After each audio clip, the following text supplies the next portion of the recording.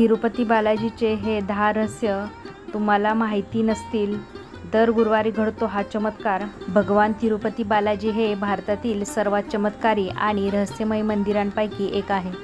तिरुमला डोंगरावर वसलेले या मंदिरात दरवर्षी लाखो भाविक व्यंकटेशाचा आशीर्वाद घेण्यासाठी गर्दी करतात.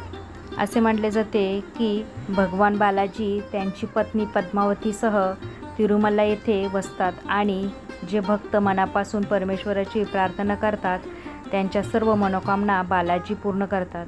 अशी एक श्रद्धा आहे की आपली मनोकामना पूर्ण झाल्यावर बालाजीला आपले केस अर्पण करावे. या मंदिराशी निगडीत अशी काही रहस्य आहेत जी खूप अलौकिक आणि चमत्कारिक आहेत. तर हा व्हिडिओ तुम्ही अजिबात स्किप न करता शेवटपर्यंत नक्की पहा आणि व्हिडिओ आवडल्यास व्हिडिओला एक लाईक जरूर करा. हॅलो, नमस्कार, श्री स्वामी समर्थ. मी रेश्मा तुम्हा सगळ्यांचं रेश्माच्या दुनियादारीमध्ये पुन्हा एकदा स्वागत करते. मूर्तीवरचे केस. मंदिरातील भगवान व्यंकटेश्वर स्वामींच्या मूर्तीवरील केस खरे असल्याचं सांगितलं जातं. त्यांचा कधीही गुंता होत नाही. ते नेहमी मौसूत राहतात.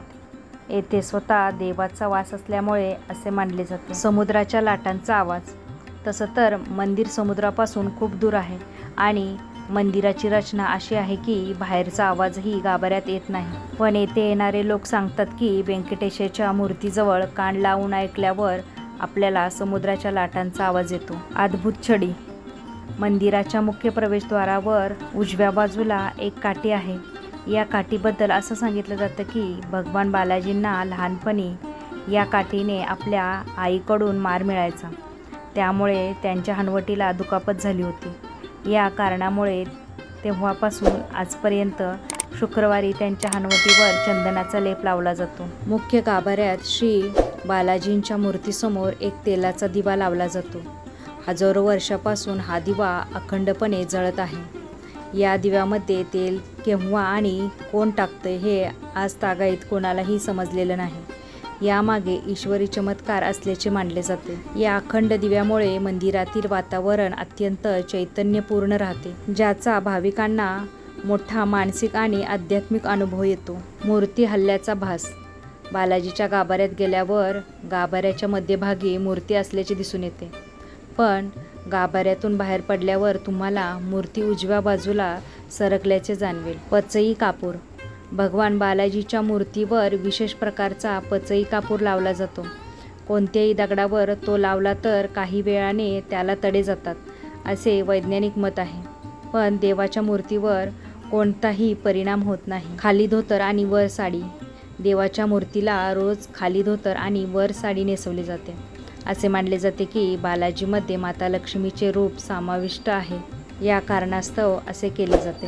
हे एक अनोखे गाव. भगवान बालाजीच्या मंदिरापासून 23 किलोमीटर अंतरावर एक गाव आहे आणि येथे बाहेरील लोकांना प्रवेश नाही. येथे लोक खूप नियम आणि संयमाने राहतात. बालाजीला अर्पण करणाऱ्या गोष्टी येथूनच पुरवल्या जातात. फळे, फुले, दूध, दही आणि तूप दिले जाते. मूर्तीला घाम येतो. भगवान बालाजींची मूर्ती विशिष्ट प्रकारच्या गुळगुळीत दगडापासून बनवलेली असली तरी ती पूर्णपणे सजीव दिसते. तसं तर मंदिराचं वातावरण अतिशय थंड आहे. पण असे असूनही तिरुपती बालाजींच्या अंगावर घामाचे थेंब दिसतात आणि त्यांची पाठ देखील ओलसर राहते. गुरुवारी चंदनाचा लेप लावला जातो. बालाजीच्या हृदयात लक्ष्मी देवीचा वास असतो. दर गुरुवारी तिरुपती बालाजीचे सर्व शृंगार काढून चंदनाचा लेप लावून आंघोळ घातली जाते. तेव्हा त्या मूर्तीत लक्ष्मी देवीची छबी दिसून येते. तर मंडळी, तुम्हाला बालाजींच्या या 10 रहस्यमय गोष्टी कशा वाटल्या त्या मला नक्की कमेंटमध्ये सांगा. जर व्हिडिओ आवडला असेल तर व्हिडिओला जास्तीत जास्त लाईक, शेअर आणि सबस्क्राईब करा. पुन्हा भेटूया आपण अशाच एका नवीन व्हिडिओसोबत. तोपर्यंत सगळ्यांना श्री स्वामी समर्थ. जय जय स्वामी समर्थ.